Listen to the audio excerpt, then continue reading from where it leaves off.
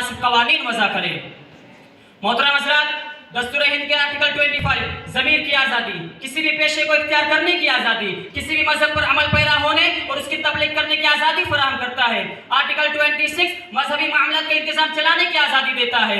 Article 27 किसी मखसूस मजहब की तबलीग और उसकी फ़रोग़ के लिए चंदा, उतिया और महसूल देने की आज़ादी देता है। आर्टिकल 28 किसी तालीमी इदारे में किसी मजहब की तालीम और इबादत करने का हक देता है। आर्टिकल 347 रियासत की आबादी के किसी भी हिस्से की तरफ से बोली जाने वाली जुबान के इस्तेमाल करने की आज़ादी देता है।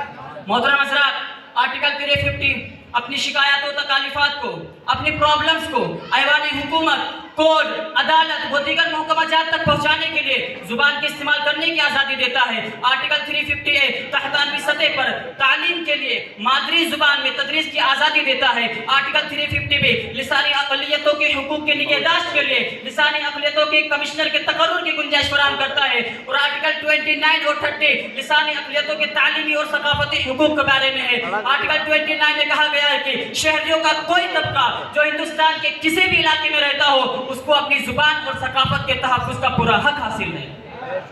मोहतरम हज़रात, किसी भी हिंदुस्तान शहरी को सरकारी या सरकार से माली इमदाद हासिल करने वाला तालीमी इदारा उसके मजहब, नस्ल, जात, जुबान या किसी और निस्बत की वजह से दाखिला से इनकार नहीं कर सकता। आर्टिकल 30 लिसानी अक़लियतों के तालीमी इदारे कायम करने और उनका इंतजाम चलाने की गुंजाइश फराहम करता है, जिसमें यह कहा गया है कि सारी अक़लियतें चाहे वो मजहब की बुनियाद पर हो या जुबान की बुनियाद पर हो